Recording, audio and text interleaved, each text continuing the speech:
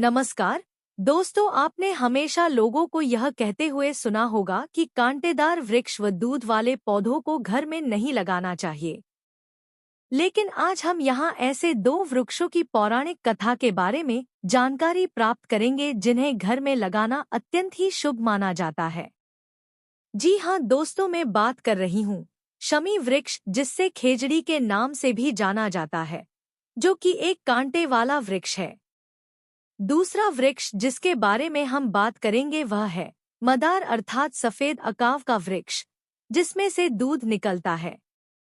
आइए जानते हैं शमी व मदार वृक्ष की पौराणिक कथा के बारे में, इनका महत्व क्या है, क्यों यह इतने पूजनीय हैं, इत्यादि के बारे में। तो चलिए शुरू करते हैं।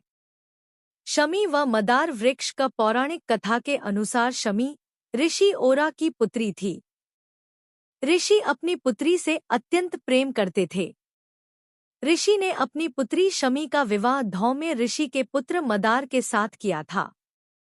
क्योंकि मदार उस समय ऋषि सोनक से शिक्षा प्राप्त कर रहे थे, इसलिए विवाह के पश्चात वे अपनी पत्नी शमी को अपने घर छोड़कर पुनः अपनी शिक्षा पूरी करने के लिए ऋषि सोनक के आश्रम चले गए।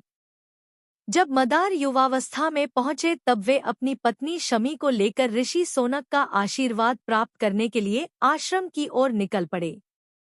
रास्ते में विघ्नहर्ता गणेश जी के अनन्य भक्त ऋषि भृसंदी का आश्रम में पड़ता था। तब मदार व शमी ने उनके दर्शन व आशीर्वाद की प्राप्ति के लिए ऋषि भृसंदी के आश्रम जाने का विचार किया। ऋषि भृसंदी जी ने गणेश जी को प्रसन्न कर उन्हीं के जैसे गजमुख होने का आशीर्वाद प्राप्त किया था, जिसके कारण उनका मुख गणेश जी के समान ही था। मदार को ऋषि के गजमुख होने का ज्ञान नहीं था। जब मदार व शमी ऋषि भूसंदी के आश्रम पहुंचे तो उन्हें उनके गजमुख को देखकर हंसी आ गई और वे ऋषि का उपहास करने लगे।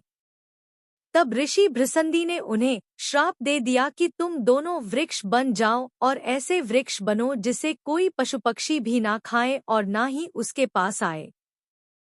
बहुत दिनों तक मदार सोनक ऋषि के आश्रम नहीं पहुंचे तो सोनक ऋषि उनकी खोज करते हुए ऋषि भृसंदी के आश्रम पहुंचे, जहां उन्हें इस घटना के बारे में पता चला। तब सोनके ऋषि ने मदार व शमी को शाप मुक्त करने का अनुरोध किया। तब शाप से मुक्त करने में असमर्थ ऋषि भृसंदी श्री गणेश के पास पहुंचे व मदार व शमी को शाप से मुक्त करने हेतु गणेश जी से प्रार्थना करने लगे। तब अपने भक्तों के शाप की लाज रखने व शमी व मदार के उद्धार के लिए श्री गणेश ने उन्हें वरदान दिया कि यह दोनों वृक्ष शमी व मदार तीनों लोकों में पूजनीय होंगे व भगवान शिव की पूजा इन दोनों वृक्षों के बिना अपूर्ण होगी। यह दोनों पति पत्नी अर्थात मदार व शमी जहाँ साथ में होंगे वहाँ मैं स्वयं रिद्धि सिद्धि के साथ निवास करूँगा। कहा जाता है शमी व मदार वृक्ष के बिना गणपति जी व शिवजी की पूजा अधूरी मानी जाती है। आज भी सफेद मदार या सफेद अकाव के वृक्ष की जड़ में 21 वर्ष के बाद जड़ का आकार गणेश जी का स्वरूप ले लेती है। जिस घर में मदार की जड़ के गणेश जी की पूजा होती है वहां गणेश जी रिद्धि सिद्धि के साथ स्वयं निवास करते हैं। उस घर में कभी भी अकाल मृत्यु नहीं होती है। भगवान राम के द्वारा अश्विन मास की दशमी तिथि अर्थात दशहरे के दिन शमी वृक्ष की पूजा के पश्चात ही लंका पर विजय प्राप्त की थी। इसलिए दशहरे के दिन शमी वृक्ष का बहुत महत्व है। महाभारत काल में वर्ष के अज्ञातवास जाने से पूर्व पांडवों ने भी अपने शस्त्रों को शमी वृक्ष के ऊपर ही छुपाया था। खाटू श्याम बाबा अर्थात महात्मा बर्बरीक के कटे हुए सर को भी ऊंची पहाड़ी पर स्थित शमी वृक्ष पर ही रखा गया था।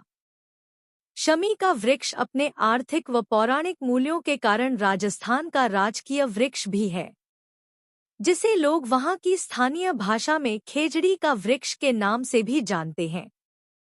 शमी वृक्ष की पूजा हेतु जल का कलश लेकर नियमित रूप से इसका पूजन करें। साथ ही संध्या के समय में शमी के वृक्ष के नीचे सरसों का तेल का दीपक जलाएं।